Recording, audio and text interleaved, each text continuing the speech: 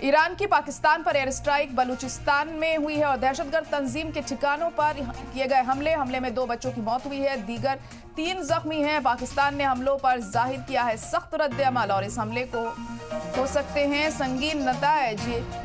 ये पाकिस्तान की तरफ से कहा गया है। इस वक्त की बड़ी और अहम खबर आपको बता रहे हैं, पाकिस्तान ने हमलों पर जाहिर किया है सख्त रद्द-ए-अमल। इस हमले के हो सकते हैं संगीन नताइज, ये पाकिस्तान की तरफ से कहा गया है।